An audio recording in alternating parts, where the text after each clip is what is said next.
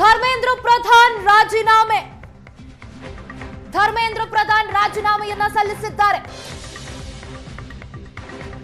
CJP ಪಟ್ಟು ಹಿಡಿದಿತ್ತು ಧರ್ಮೇಂದ್ರ ಪ್ರಧಾನ್ ರಾಜೀನಾಮೆಯನ್ನ ನೀಡಬೇಕು ಅಂತ.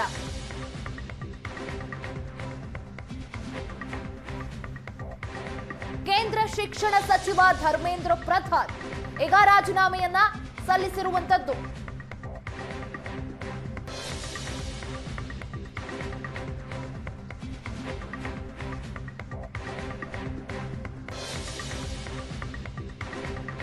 ಮಧ್ಯಾಹ್ನ 3:30ಕ್ಕೆ ಸಭೆ ಇತ್ತು ಬಿಜೆಪಿ ಹಾಗೆ ಕೇಂದ್ರ ಸರ್ಕಾರದೊಟ್ಟಿಗೆ. ಅಲ್ಲಿ ಈ ವಿಚಾರವಾಗಿ ತೀರ್ಮಾನವಾಗುತ್ತೆ ಅನ್ನೋದಾಗಿ ಹೇಳಲಾಗ್ತಾ ಇತ್ತು. ಆದ್ರೆ 3:30ರ ಸಭೆಯ ಮುಂಚಿತವಾಗಿಯೇ ಶಿಕ್ಷಣ ಸಚಿವ ಧರ್ಮೇಂದ್ರ ಪ್ರಧಾನ್ ರಾಜೀನಾಮೆಯನ್ನ ಸಲ್ಲಿಸಿದ್ದಾರೆ. ಪ್ರಧಾನಿ ಮೋದಿಗೆ ರಾಜೀನಾಮೆಯನ್ನ ಸಲ್ಲಿಸಿದ್ದಾರೆ ಕೇಂದ್ರ ಶಿಕ್ಷಣ ಸಚಿವ ಧರ್ಮೇಂದ್ರ ಪ್ರಧಾನ್. ವಿದ್ಯಾರ್ಥಿಗಳ ಪ್ರೊಟೆಸ್ಟ್ಗೆ ಮಣಿದು ಈಗ ಶಿಕ್ಷಣ ಸಚಿವರು ರಾಜೀನಾಮೆಯನ್ನ ಸಲ್ಲಿಸಿರುವಂತದ್ದು. ನೀಟ್ ಅಕ್ರಮದಲ್ಲಿ ಶಿಕ್ಷಣ ಸಚಿವರೇ ಹೊಣೆಯನ್ನ ಹೊತ್ತು ರಾಜೀನಾಮೆಯನ್ನ ನೀಡಬೇಕು ಅನ್ನೋದು ಸಿಜೆಪಿಯ ಪ್ರತಿಭಟನೆಯ ಮುಖ್ಯ ಧ್ಯೇಯವಾಗಿತ್ತು. ಅದರಂತೆಯೇ 3 ಬೇಡಿಕೆಗಳನ್ನ ಮುಂದಿಟ್ಟು ಅದರಲ್ಲಿ ಪ್ರಮುಖವಾದದ್ದು ಪ್ರಧಾನರ ರಾಜೀನಾಮೆಯೇ ಆಗಿತ್ತು.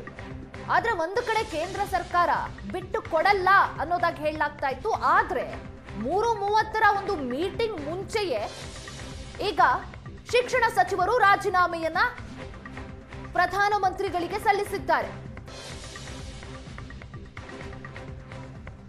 ಏನು ನಿರಂತರವಾಗಿ ವಿದ್ಯಾರ್ಥಿಗಳು ಸಿಜೆಪಿ ಪ್ರತಿಭಟನೆಯನ್ನ ನಡೆಸ್ತಾ ಇದ್ರು. ನೀಟ್ ಅಕ್ರಮದ ವಿರುದ್ಧ ನ್ಯಾಯ ಬೇಕು, ಹೊಣೆಯನ್ನ ಹೊತ್ತು ಶಿಕ್ಷಣ ಸಚಿವರು ರಾಜೀನಾಮೆಯನ್ನ ನೀಡಬೇಕು ಅಂತ ಅಂತಿಮವಾಗಿ ರಾಜೀನಾಮೆಯನ್ನ ಸಲ್ಲಿಸಿದ್ದಾರೆ ಕೇಂದ್ರ ಶಿಕ್ಷಣ ಸಚಿವರು.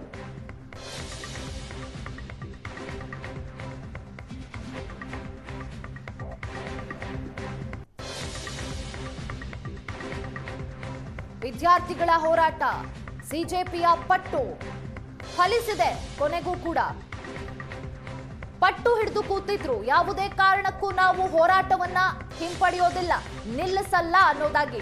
ಆದ್ರೂ ಕೂಡ 2 ಸುತ್ತು ಸಭೆಯನ್ನ ನಡೆಸಿ ನೀಟ್ ಅಕ್ರಮಕ್ಕೆ ಕಾರಣರಾದವರನ್ನ ಅಮಾನತು ಮಾಡಲಾಗಿತ್ತು, ವಜಾಗೊಳಿಸಲಾಗಿತ್ತು. ಪೇಪರ್ ಲೀಕ್ ಮಾಡಿದವರು ಯಾರು, ಯಾವ ಒಂದು ತಂಡ ಇಲ್ಲಿ ಶಾಮೀಲಾಗಿತ್ತು, ಅವರನ್ನೆಲ್ಲ. ಇದಕ್ಕೆ ಶಿಕ್ಷಣ ಸಚಿವರ ರಾಜೀನಾಮೆ ಬೇಕಾಗಿರ್ಲಿಲ್ಲ ಅನ್ನೋದು ಒಂದು ವಾದವಾಗಿತ್ತು, ಕೇಂದ್ರದ ವಾದವಾಗಿತ್ತು. ಅದೇ ರೀತಿಯಾಗಿ ಸಿಜೆಪಿಯ ಮನವೊಲಿಕೆಗೂ ಕೂಡ ಸರ್ಕಾರ ಪ್ರಯತ್ನವನ್ನ ಪಡ್ತಾ ಇತ್ತು.